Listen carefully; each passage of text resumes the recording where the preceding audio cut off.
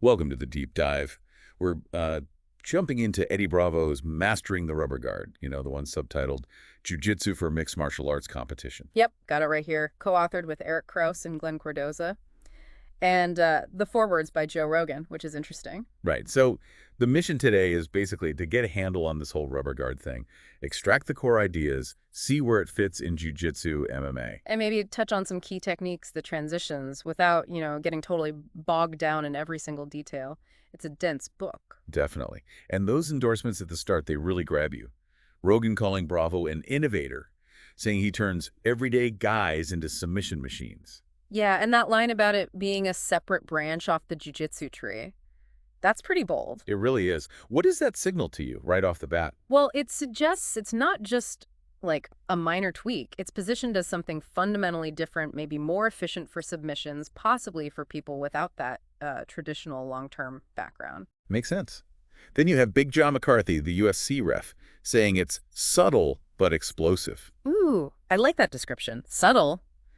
Maybe the control isn't obvious, but explosive, like bam, the attack comes out of nowhere. Yeah, sounds dangerous.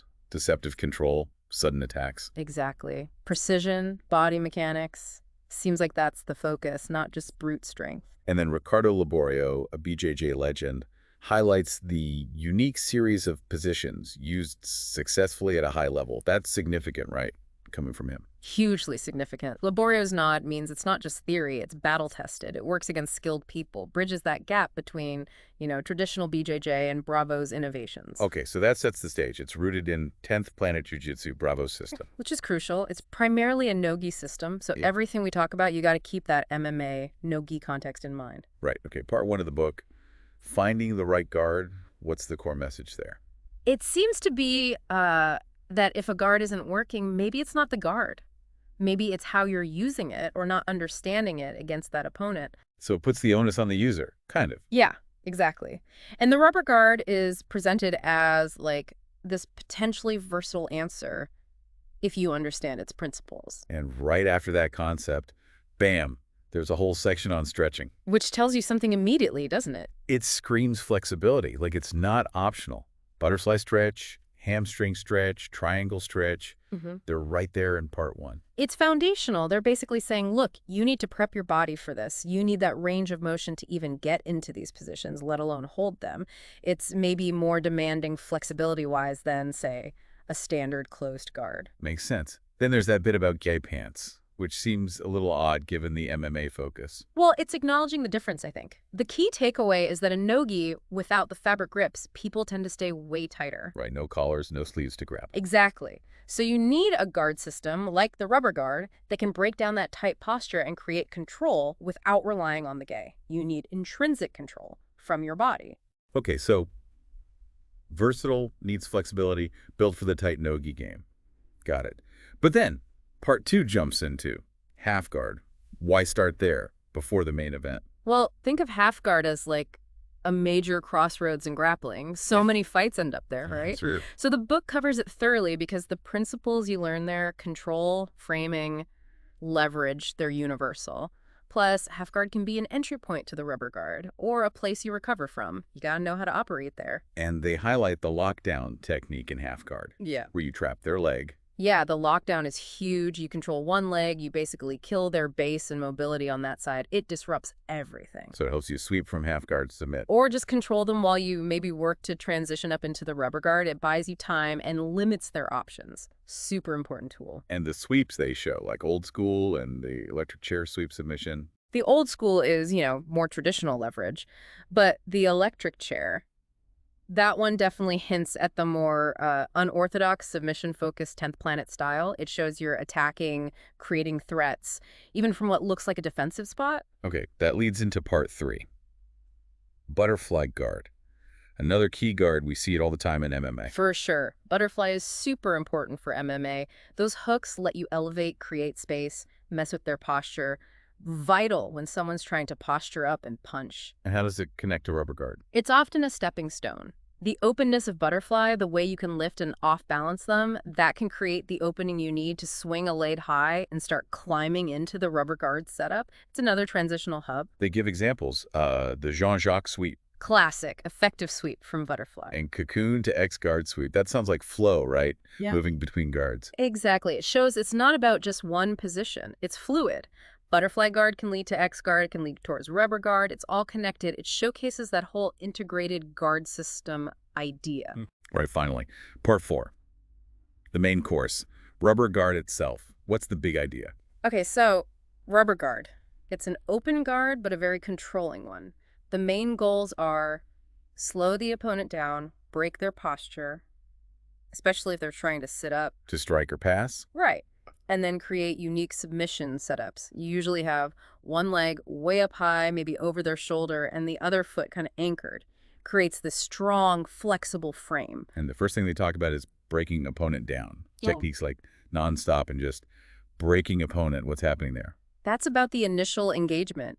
Using your legs, your hips to constantly disrupt their balance, make it hard for them to get stable, to posture up properly. You're trying to force them into a compromised position. And that leads to mission control. That sounds important. It is important. Mission control is like the central hub. That's typically the position with the leg high over the shoulder, foot hooked.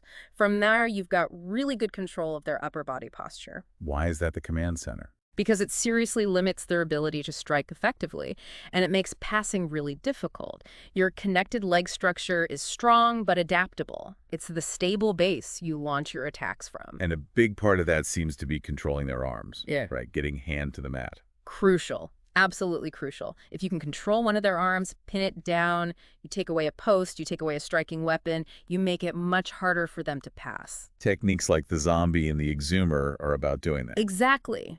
They use the leverage from your high leg, your hip flexibility, to isolate an arm and pin it. It creates an imbalance. You've got posture control and limb control. Big advantage. And once you have mission control and maybe an arm trapped, the attacks start flowing. Oh, yeah. Yeah. That's when things get interesting. The book shows things like the mission pump, the meat hook to triangle. How do those work off the rubber guard structure? They use the specific angles you create. The mission pump might use leg pressure for a choke or just to force a reaction. The meat hook often directly transitions that arm control into a triangle setup, using your high leg to lock it in. It's about converting control directly into threats. Okay, but what if they defend those initial attacks? Yeah. Then you get into stuff like retard control and crackhead control. Right, the names are memorable. But these show the next layer.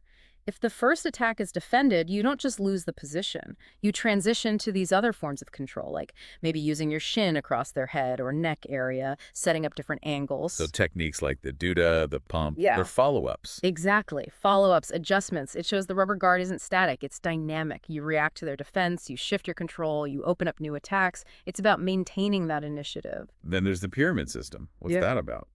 Sounds structured. It seems like a way to organize the options, like a flow chart almost. From this control point in the rubber guard, if they react this way, you go to the triangle. If they react that way, you go for the inverted armbar. So it gives you pathways, a map. Kind of, yeah. A systematic way to chain things together based on their reactions. Moves it from just knowing techniques to having a strategy. And it keeps going deeper. New York, can't clear the head, chill dog. Haha, yeah, the names. These sound like even more specialized variations within the system, maybe for dealing with specific defenses or leading to even more unconventional attacks like specific arm bars or, the invisible collar. What is the invisible collar? And the Jiu Claw. These really showcase the 10-planet innovation, right? Yeah. The invisible collar sounds like a choke that doesn't need a literal collar. Maybe using the shin, forearm, some tricky. And the Jiu Claw seems like a specific hand-wrist control grip they developed. And from that grip, you can then transition into things like the omoplata or a triangle. It shows how these unique grips and positions feed into each other. It really emphasizes that interconnectedness you mentioned. Rubber guard isn't isolated. It flows into these other unique 10th planet controls and attacks. Definitely. And then you see something like Kung Fu move to Jiu Claw. Okay, now that just sounds wild. What does that imply? It implies they're not afraid to be unorthodox, right?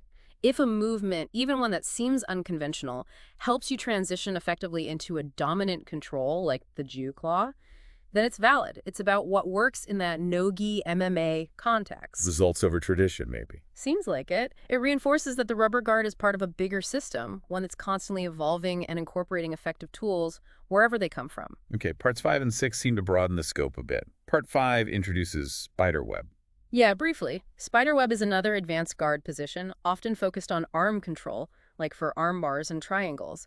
Including it suggests it's something you might transition to from rubber guard or use alongside it. Expands the toolkit once you get the basics down. And part 6 talks about escapes to guard. Why include defense in a book about an offensive guard?